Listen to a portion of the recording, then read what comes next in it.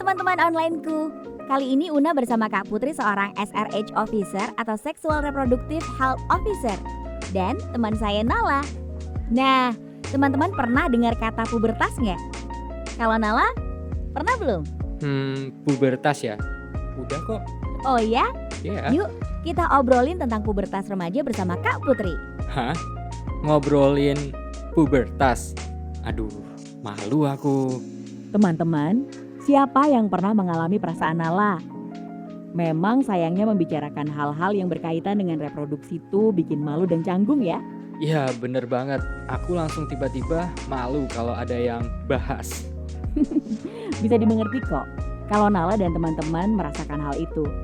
Banyaknya stigma yang berkaitan dengan topik ini membuat kesehatan reproduksi remaja menjadi terkesan tabu. Padahal topik kesehatan reproduksi itu sesuatu yang penting banget untuk dibahas. Kesehatan reproduksi itu adalah keadaan sehat dan tidak hanya bebas penyakit yang berkaitan dengan sistem, fungsi, dan proses reproduksi. Kesehatan ini mencakup dalam tubuh dan fisik, dalam perasaan dan emosi, dan dalam hubungan dengan orang lain. Nah, bisa dilihat sendiri kan bahwa kesehatan reproduksi itu cukup luas. Topik-topik yang termasuk dalam kesehatan reproduksi adalah pubertas, menstruasi, dan mimpi basah.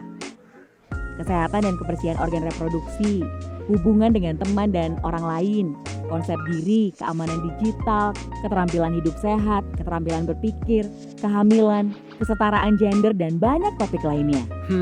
Gitu ya. Berarti kemarin ketika aku berantem sama temenku karena dia tiba-tiba bilang suka sama aku, itu bagian dari kesehatan reproduksi. Betul Nala, itu bagian dari topik membangun dan menjalin hubungan yang sehat dengan orang lain.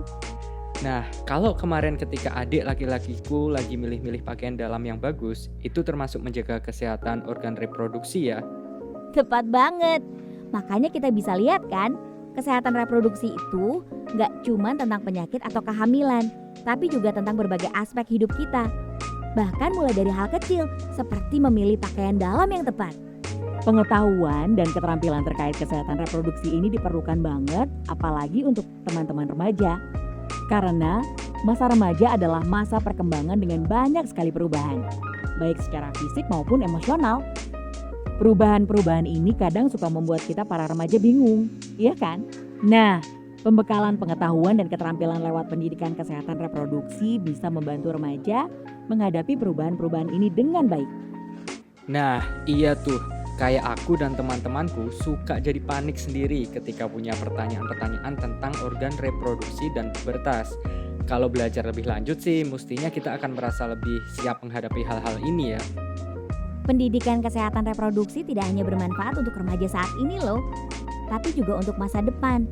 Lewat pendidikan ini, remaja dibekali dengan pengetahuan dan keterampilan yang ia perlukan untuk menghadapi kehidupan reproduksi dan keluarga di masa depan. Terlebih lagi ketika kita sudah dewasa.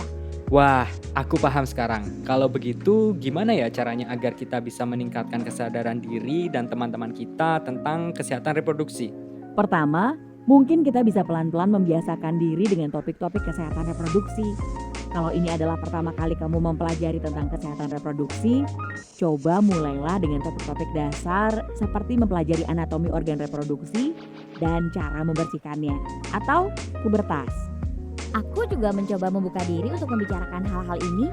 Biasanya aku mulai dengan menceritakan pengalamanku ke sahabat-sahabat terdekatku yang aku percayai. Hal ini aku lakukan untuk menunjukkan ke sahabat-sahabatku bahwa tidak ada salahnya membahas topik-topik kesehatan reproduksi. Setuju, Una. Mungkin kita juga bisa lebih terbuka untuk bertanya ke orang-orang dewasa yang kita percayai ya, misalnya ke orang tua, guru, atau tenaga kesehatan. Betul tuh. Meski begitu, karena banyaknya stigma terkait kesehatan reproduksi, ada kemungkinan bahwa orang-orang yang kamu ceritakan atau tanyakan akan bereaksi secara canggung atau negatif. Ketahuilah bahwa ini bukan kesalahanmu. Memang ini dipengaruhi oleh stigma yang ada di masyarakat. Tapi mudah-mudahan hal tersebut tidak membuat kamu menyerah ya.